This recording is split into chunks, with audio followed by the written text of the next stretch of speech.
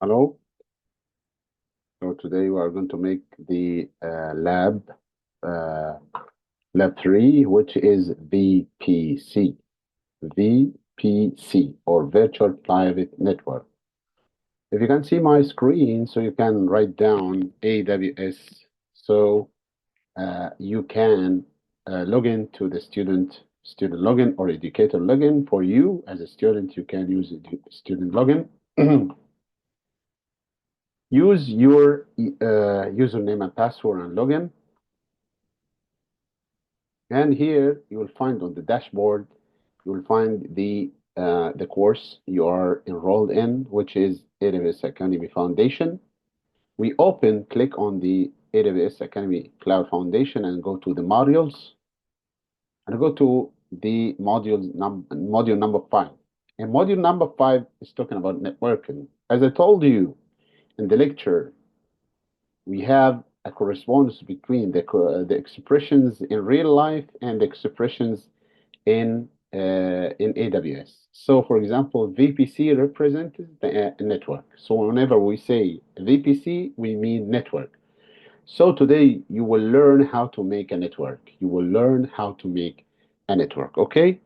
So, we start together from lab 5, lab 2 in module 5. Go to lab 2 and build VPC launch a web server. Go to this and open it because we will need some time to launch the lab. It will take some time because, this is taking essential time because of holding resources for us. So we will give AWS some time to create the resources for us. So we start the lab from here to the right-hand side to the top. You'll find Start Lab. You go and Start Lab. And to the left-hand side, you will see AWS together with some yellow circle here. This yellow circle represents we are not connected to AWS yet. We have to wait. So that's why AWS having this yellow circle. But when the start lab is finished and we have a lab and this circle is going to be green. So we have to wait until this circle is turned to green. Okay. Until then, we can start and look at the instructions here at the middle. You will see all the instructions of the lab, what you are going to do, what you are expected to achieve in the lab step by step. So if you follow all these steps, you'll finish up the lab. After you finish all the labs, after you finished all the steps, you go to the submit button here. And whenever you submit, you'll find all the grades here. You can click on the grades. You'll find all sections of the lab has graded for you out of 10 or out of 5. According to that, maybe you're having 7 out of 10 or 2 out of 5 or 5 out of 5 according to the performance. You can check and remake the lab again and again until you are satisfied with all the outcomes. Okay. We still have time. So go back to the instructions of the lab. We start by understand what we are expected to do here. You look at the setup of the lab. We have AWS Cloud. This is the big one. As I told you, all the cloud or AWS Cloud means all the entire cloud on all the globe, like on all over the earth. We have lots of we have a one AWS Cloud. This is just one AWS cloud. And inside the AWS cloud, we have many regions. For example, we have the US East region, we have Japanese region, we have also then the Middle East, as I told you in the lecture. We have the Bahrain region, and we have also the UAE region, which is recently installed a couple of years ago. And in each region, we have availability zones actually. So we have availability zone A and availability zone B. We can have more than availability zones. If you look at the graph of the availability zones for the UAE, you will find 3 availability zones. And as I told you before, availability zones means we can have redundancy, means if we have subnet here and subnet there, so we can have one copy of the data here and another copy of the data here, so we can, if some problem happens, or a disaster happened in one of the availability zones, so we can recover the data from the other availability zones. And as we know, availability zones are located, separated geographically. For example, in United Arab Emirates, I don't know the locations, the physical locations, but we can expect the availability zones not to be on the same geographical location. For example, not all the three availability zones are located in Dubai or Abu Dhabi, but one availability zone in Dubai, another availability zone in Abu Dhabi, and the third availability zone in Fujairah. Maybe this is just expectation. I don't know exactly, and most people don't know, except the people working in Amazon AWS here in Dubai. Okay, here we go. We are ready. But before starting AWS here, you see the circle is turned to green, so we can start our lab now. But before we try to understand here, to continue our understanding of what we are going to do, we have to see the roadmap before moving on. And I wish you ask the teachers, for me as a teacher or for other teachers, any teacher, you are attending lecture, you have to ask him about the roadmap. Don't just follow the steps like a blind guy. No, no. You have to follow, or to understand before following the instructions. You have to understand the entire picture. You have to understand the roadmap, and then you can start your lab. Okay, so we don't want to take too much time because we have a limited time here. But anyway, here, the availability zones have two availability zones here, and what we are expected to do here. We have some programmer. This programmer has a website, and he asked us to deploy the website on AWS. Our job is to create an instance and put or install the website on that instance, and then put this instance on a network or VPC. But actually, before putting that instance into the VPC, we have to create the VPC first. We have to create the network first, and then the next step is to create the instance and then put the website on that instance and deploy the website to the public, so we can see, or everybody can go to the website and see the website deployed on AWS. So this is very a basic but very extensive lab actually, and is a good start. Is a good start point for anybody who wants to understand AWS and the logistics of data in AWS. Okay, so let's move on, and I think it is time to start. We click here AWS and then go to the next step, which is going to the services, or the categories of the services. Then go to this, the left-hand side, I think you can see it. Click here, sorry, click here, and then, okay, just remove this and click here. And we have here something networking and content delivery. Click on it and go to the bottom and go click VPC. This is VPC, Virtual Private Cloud. Virtual Private Cloud means like a pizza, you know, pizza. The data center there in AWS is like a big pizza, and the VPC is like virtual private. You cut a piece of the pizza for yourself. That's the VPC, virtual private cloud. Like you're taking part of the cloud for yourself. That's the naming convention. So VPC, click on the VPC and go to the okay, let's move in. Click on the VPC, and whenever you go to this main page of the VPC, you'll find to the left-hand side all the needed contents of the VPC. And here to the middle, you can show up or another view of the components. So go to the VPC. We have in United States, we have two VPCs actually.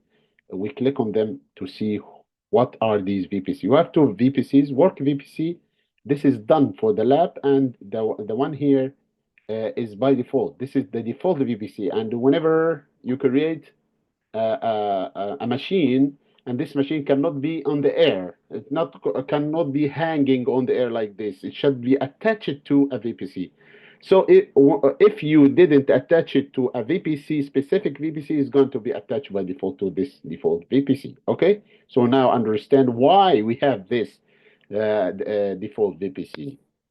Okay, and the work VPC for that, we will not use this work VPC. We are going to create our own VPC. So go to the create VPC here, and then click on VPC and more. I think you click on VPC and more to show up all the construction of the VPC. Actually, our objective is to create a VPC with 4 subnets. Okay, 4 subnets.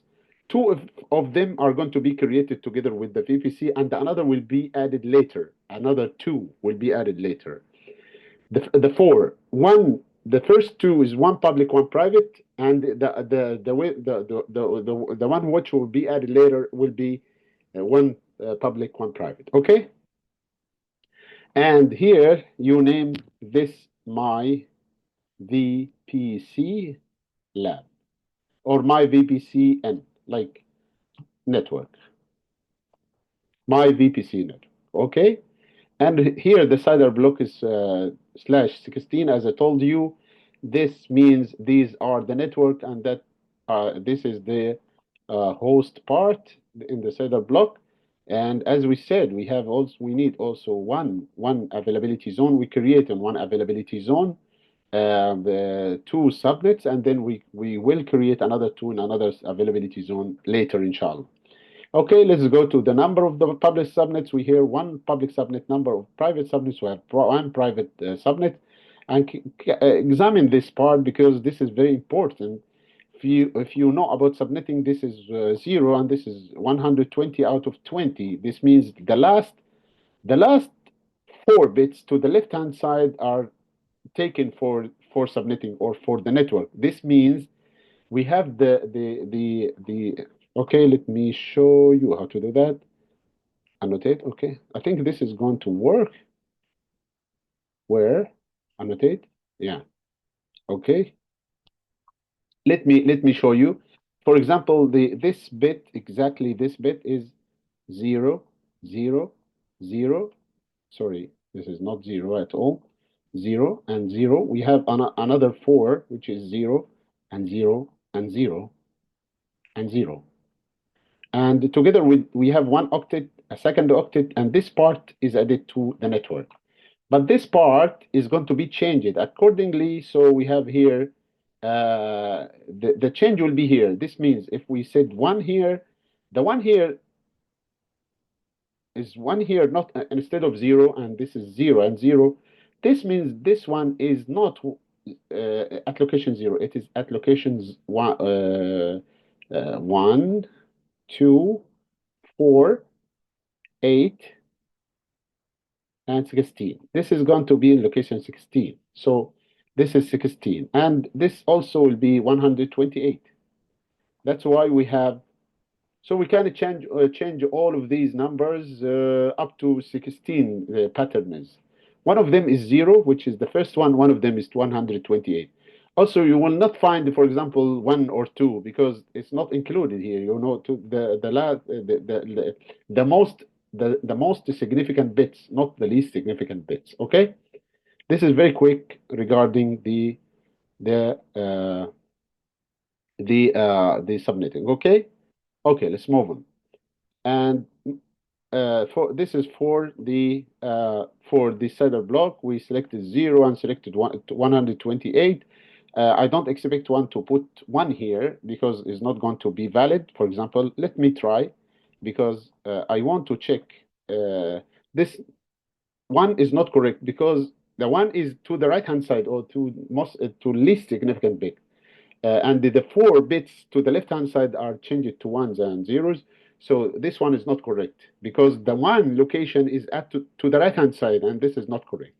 How to see that is not correct? If you create a VPC, is going to tell you that this subnet is not. This must be a valid IPv region. For CIDR is not a valid one, so we have to change it to something like 64. Okay, and that's it. Okay, we need a NAT gateway because we need sometimes we are going to need this, but no, actually, inshallah, not today. We will need NAT gateway to for the private subnet to attach to access the internet, and for the endpoints, no need for endpoint. Okay, and create the VPC. Okay, create VPC. It will take some time to create the VPC. Maybe the gateway will wait for a little bit, and 72 percentage is going to wait a little bit, and then it's going to be continued again. Um, uh, the service in AWS is enhanced way too much compared to the previous ones, because sometimes in the classic AWS we were having a difficulty implementing all of these components. You have to implement all of these components together. But now you get ready. Is everything is like a game. You are playing a game. It's not implementing an actual network. If you want to implement an actual network, you have to go and buy wires and buy switches and buy routers and configure the router, connect the switches together, connect every device to the using the route to the using the wires to the router and to the switch, and all of this you have to do it yourself physically. But here in the cloud, the network is turned to be like a game. You connect, you select the subnet address space and the other subnet address space, and start to put some devices into that subnet and some other devices into the other subnet, deploy the website on one of them, and this is very easy. It's like playing a game. It's not like a very hard time when you are deploying a physical network. Okay, so it's very easy now. As you see, everything is created for us. No need to for management. No need for configuration. No need to implement a gateway or router. All of these are done by AWS Cloud, but you have to pay. Okay. Okay, so we created our VPC. Okay, congratulations, we created our VPC, and I think we can close this and go to the subnets. We created two subnets actually, but they are not here. Okay, a surprise, it's not here. But if you click this little button, which is refresh, is going to be shown again. We have the public one and the private one. We have two subnets actually created for us. This is my VPC public one and my VPC private one. Okay, good. So we created a network, and inside the network we have one public subnet and one private subnet. But as I told you, you have to create four, not two. We created two. We need to add another two. To the left-hand side, you can find all the subnets here, and also let's have a look. Sorry, let's have a look, not a clock. Let's have a look to these route tables. And the route tables are important too, because route tables like router. It's having all the traffic directed to specific place and directed to other place according to the traffic direction. We understand how the network is working. So let's see how the public router is working. These route tables, as I told you, the correspondence between the expressions in AWS and the expression in real world. This is route table means a router. So inside that router, we see the traffic, how the traffic is moving. We click here and go to the entries in the routes. We have, this is the network, this is representing the internet. So any traffic going to the internet is going to go through the internet gateway. Okay, there is an internet gateway. If you go to the lab here, you'll find we have an internet gateway. Everything to the network is directed to the internet gateway. This is the internet gateway.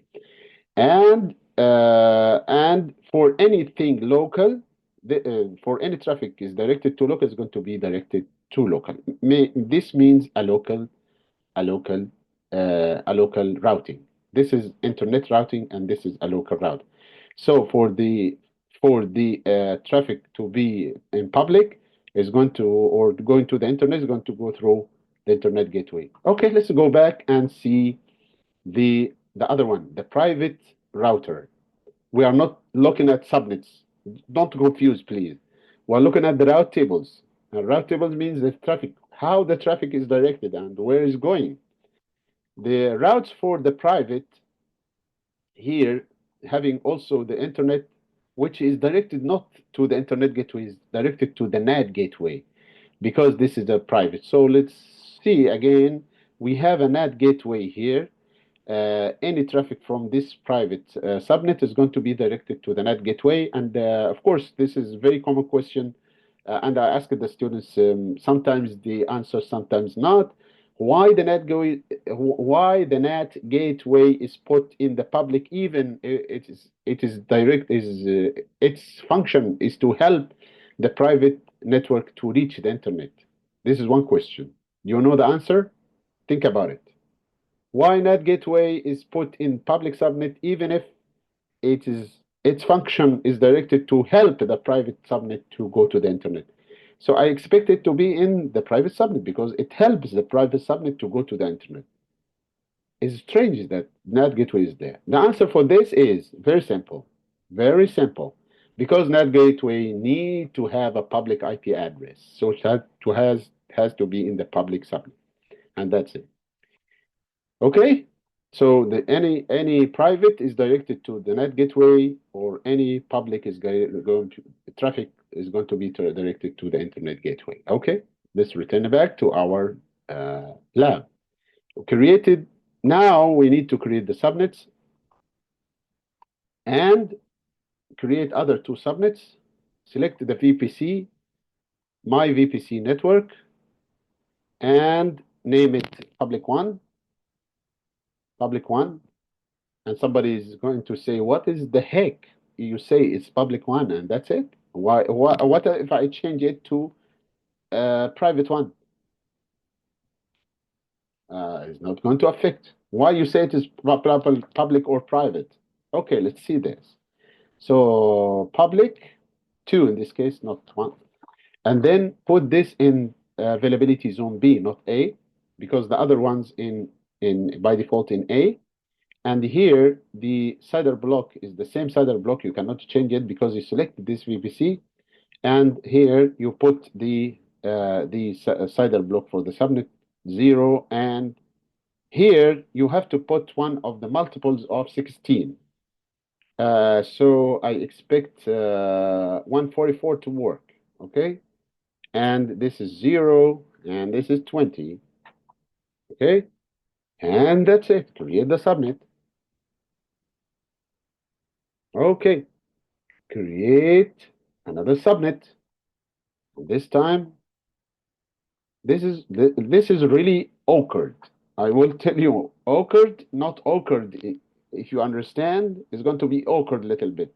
This is private, and you are going to say why this is private. If you change the letters, you just change it, and that's it. This is private. How to know this is private? Just by writing a private? No. I will show you. That's why I'm saying it's a little awkward if you understand it.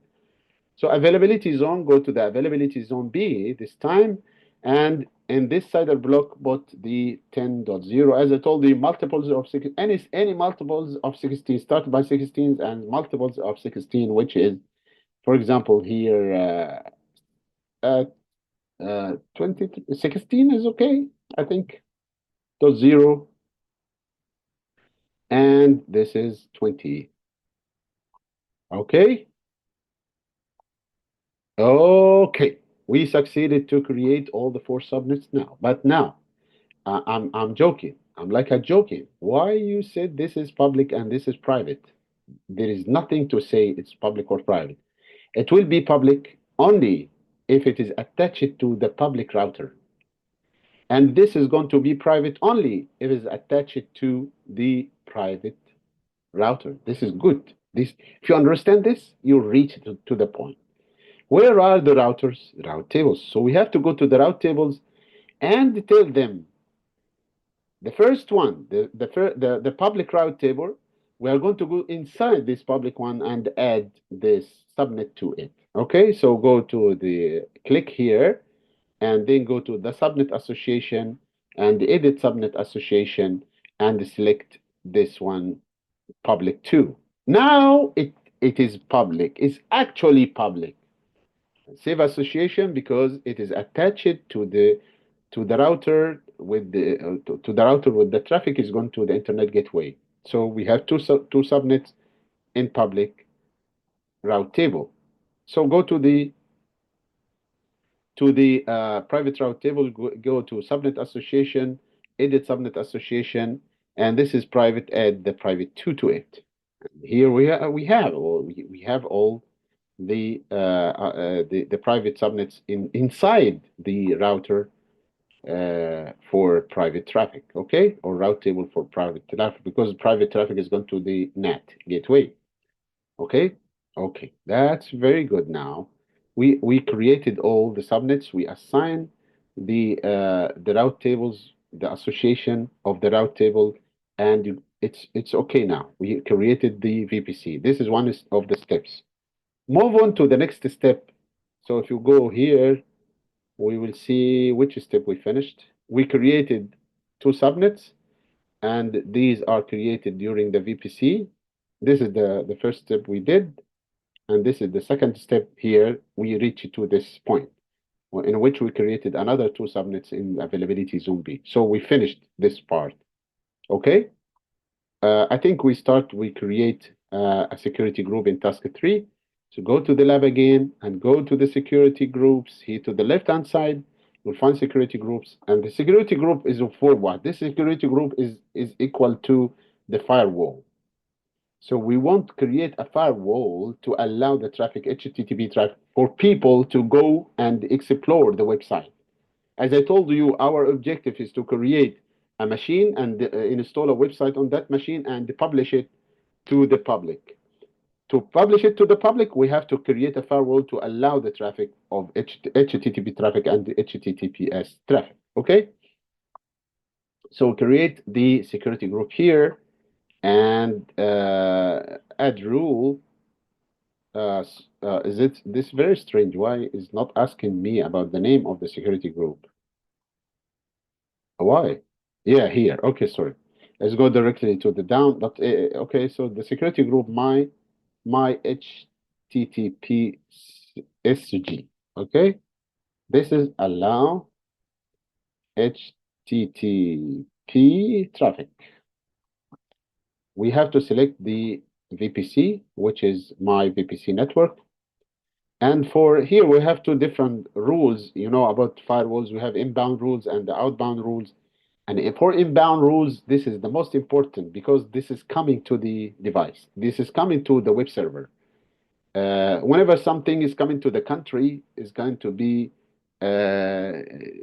we have to check all the luggage or whatever he is carrying. We have to personally search or if he has something dangerous because he's coming to our country. But if he's leaving our country, this is an outbound rule. This is no problem at all. This is not big problem. But if he's coming, maybe he's bringing problems coming in. That's why you have the inbound rules are more important than the outbound rules.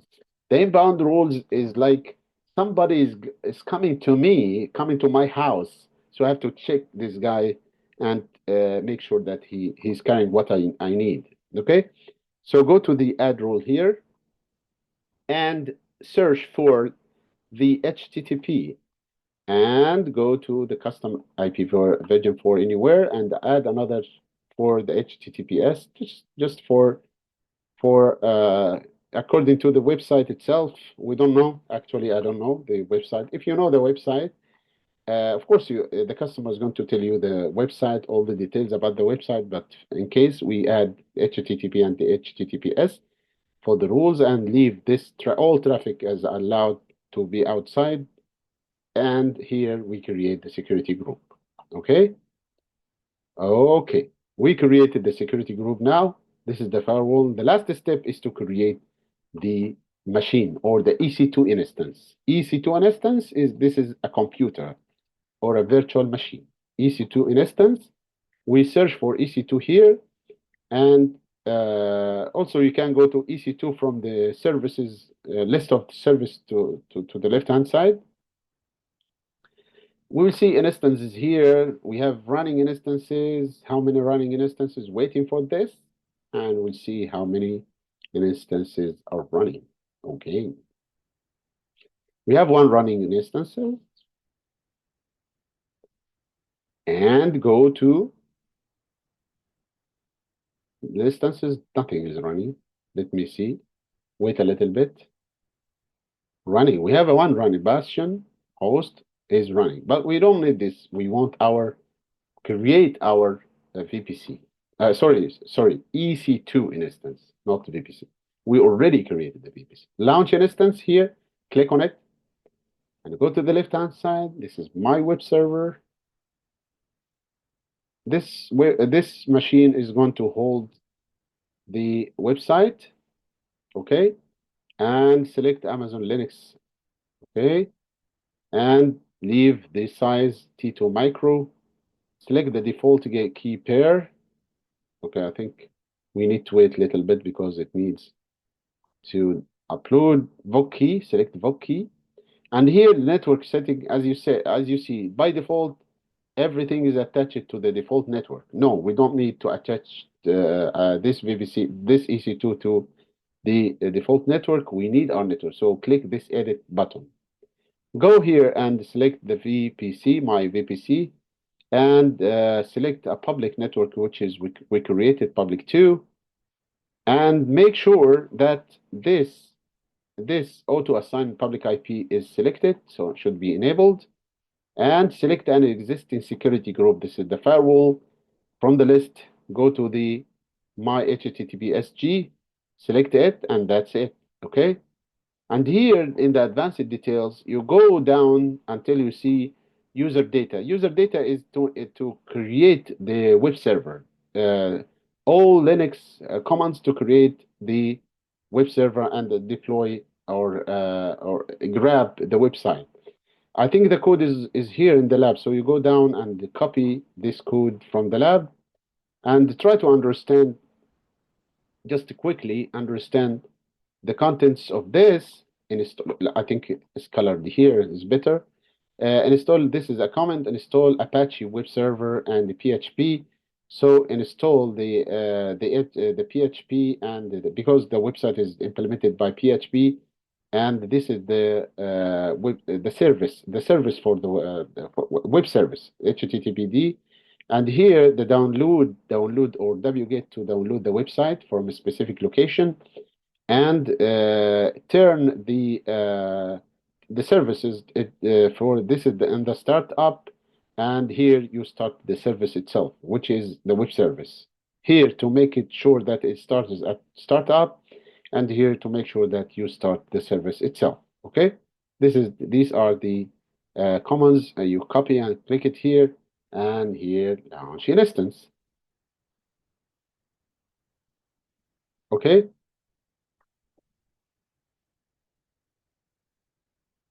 Okay, here we go. We have click on the instances here to the top or to the left, and then you will find two running instances here, my web server.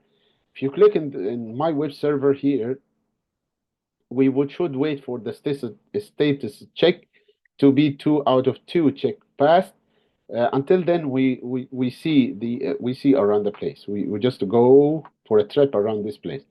If you click or select this my web server, you go to the down, you'll find the storage, which is the storage assigned about 8 giga. Okay. And also, if you go to the details or the first one or the default one, you will find the IP version 4 DNS and the IP address, the public IP address of this instance. So if you want to access this instance, you can copy the public IP version 4 DNS to any place in the browser, and then click go. Is going to go to the web server, and you can go and check the web server. If you want to see the instance itself running in your just a screenshot of what's going on in the instance itself, you can go to the actions, and from the monitor and troubleshoot, you go to take a screenshot, get an instance screenshot. This is going to give you a screenshot of the instance itself, running. And here, if you see, this is like having some issues. Let's log in, and all these logs are having installing. It's going to show some installation of the web server and enabling the web server and the other things. Okay, so this is a screenshot of the instance itself currently run. Okay, let's return back to the instances back. Go to the instances back and see what we will see again. Okay, let's see. I think it's a little heavy loading. Why? Takes so much time. We need to see the status checks. Oh, we still have time. Okay, so if you want to step this instance, so you have three options. You go to the instance state. We have a stop instance, reboot instance, and terminate instance. Stop instance means you stop the instance. Stop means like shut down. Reboot instance like reboot in the computer. Hibernate is just like a sleep, big sleep or deep sleep, but without losing the currently open data. And terminate, this is terminate is delete. And in the previous version, there was no delete. So people are confused between delete and terminate.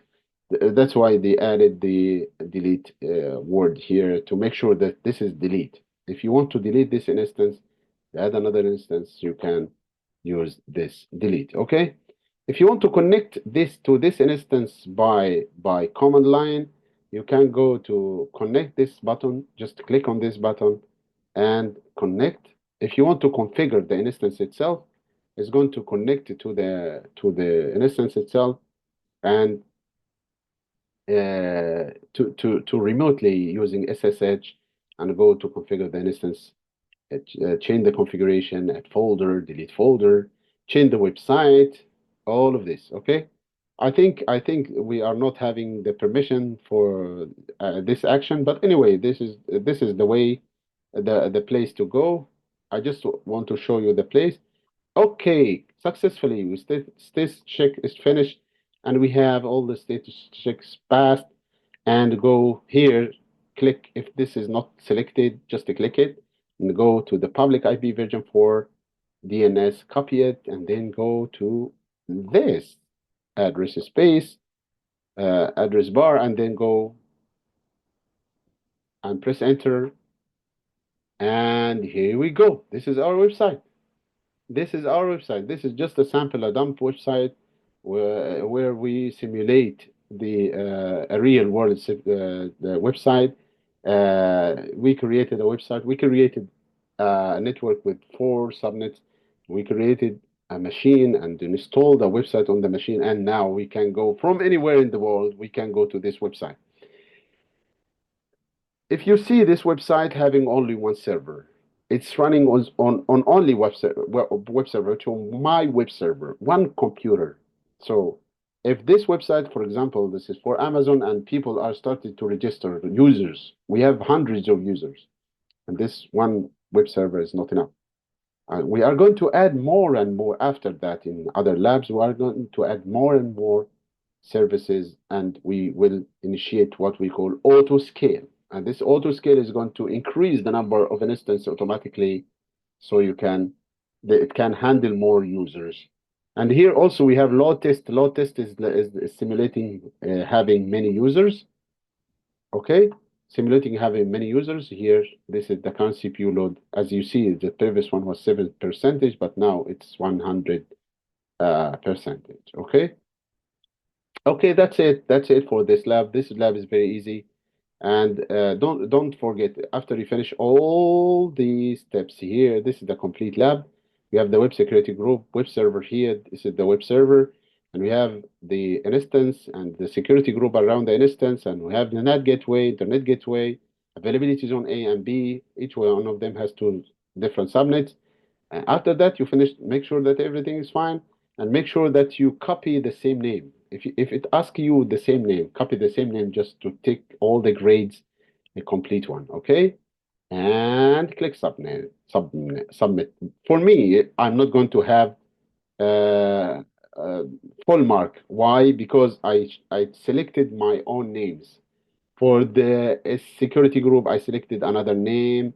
For the So the grading is not going to be 100% because you have to use the same names here, the same exact names here, and even this and even that.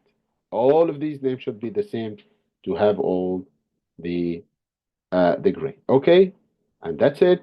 And I'm having zero, as you see. All of them are zero. This means I don't have anything. Just I told you. I expect that because I told you I didn't follow the naming convention here.